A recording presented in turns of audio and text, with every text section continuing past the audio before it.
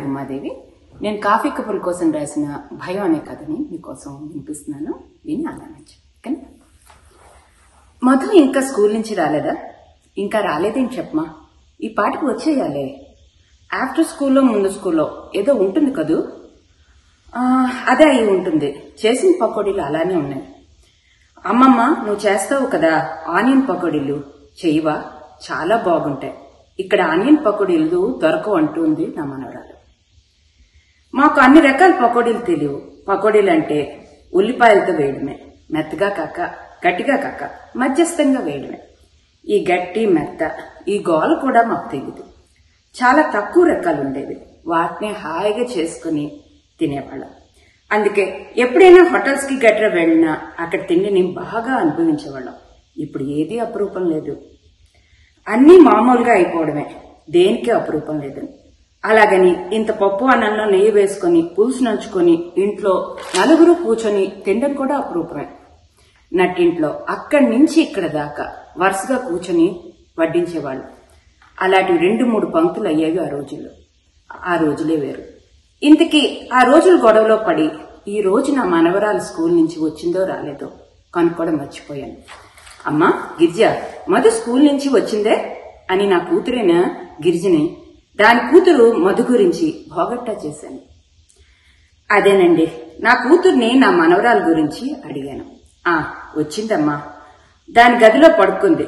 అదేంటే రావడం, దాని గదిలో పడుకోవడం అన్నీ అయిపోయాయా? అయినా పకోడీలు చేయమంది తినలేదా అని అడిగాను. లేదమ్మా, ఏదో చిరాగ్గా ఉంది అని వెళ్ళిపోయింది. చిరాకు ఏమిటో కనుక్కోలేకపోయావే?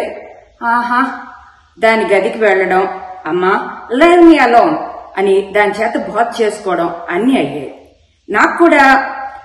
నీకు కూడా కావాలంటే నువ్వు వెళ్ళొచ్చు. బోతలు ఇక్కడ ఉచితంగా ఇవ్వబడును. గిరిజి కోపాన్ని చపాతీ పిండి మీద చూపిస్తూ అంది. అది చపాతీ పిండిని ఆ కోపంతోనే 2 దెబ్బలు ఎక్కువ వెయ్యి. అలా కొట్టి ఎనిపి చేస్తే చపాతీలు మెత్తగా వస్తాయి. హో ఆప్టిమిజం క్వీన్ మాత, ఇంకా నన్ను వదులు అంది గిరిజి నవ్వుతూ. మెల్లిగా కళ్ళతో పైకి దాని గదికి వెళ్తానని కళ్ళతోనే గిరికి సౌగ్యం మేడ మీద మధు గదికి వెళ్ళాను. ఏం తల్లి మదాలస, పడుకున్నావు?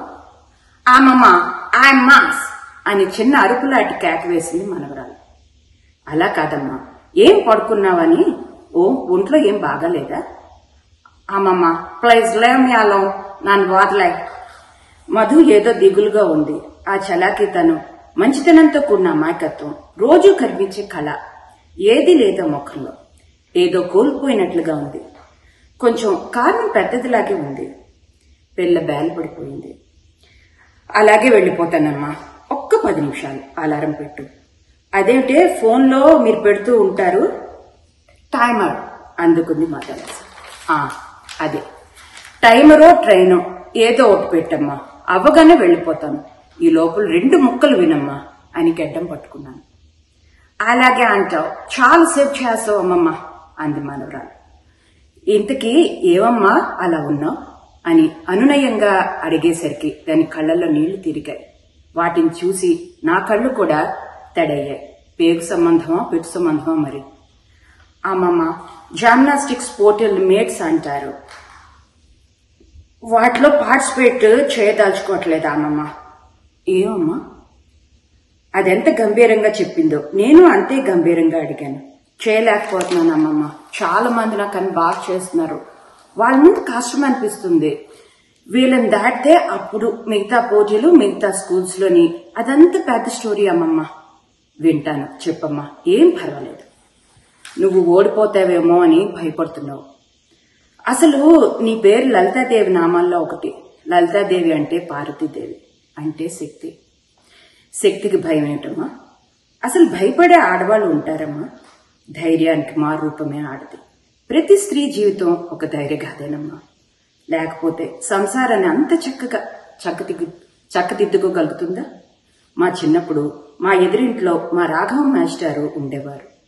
బండెడ్ సంసారం, పేదరికం. శ్రీనివాస అత్తయ్య గారు ఎంత ధైర్యంగా, ఎంత ఓర్పు నేర్పుగా బండెడ్ సంసారాన్ని నెట్టుకొచ్చారో తెలుసా?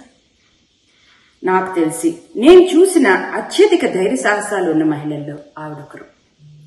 ఆవిడ సాధారణ గృహిణి. ప్రధానమంత్రి చేసిన ఇందిరాగాంధీ నుంచి సాధారణ గృహిణి వరకు అందరూ అత్యధిక ధైర్య సాహసాలు ఉన్నవారేనమ్మా. అలాంటి అమ్మాయి అయి ఉండి, అది కూడా నేటి తరం మహిళ అయి ఉండి నువ్వు అలా బేలగా మాట్లాడడం నాకు చాలా జాలిగా ఉందమ్మా. బేలగా అంటే తెలుసుగా, నిస్సహాయత, హెల్ప్లెస్నెస్ అన్నమాట. ఆమమ్మ అర్థమైంది, కానీ నాకు మోటివేషన్ రావట్లేదు, ఫేసంగా ఉంది, ఐ కాంట్ మేక్ ఇట్ అనిపిస్తుంది. అమ్మా, ఈ రోజు నీ మూడు ఏదో బాగాలేక అలా మాట్లాడుతున్నావు. ఇంట్లో తెలుగు, బయట ఇంగ్లీషు, ఇలా 2 భాషలు మాట్లాడుతూ విభిన్న సంస్కారాలు, సంప్రదాయాల్లో నలుగుతూ రెండిటికీ న్యాయం చేస్తున్న మీలాంటి చాలా మంది యువత కంటే ఇంకా ఎవరికి ఎక్కువ ధైర్య సాహసాలు ఉంటాయమ్మా? నీకు తెలియదు, కానీ నువ్వు ఆ విషయంలో ఎంత ధైర్యవంతురాలువో రాత్రి పడుకునే ముందు తెలుసుకో.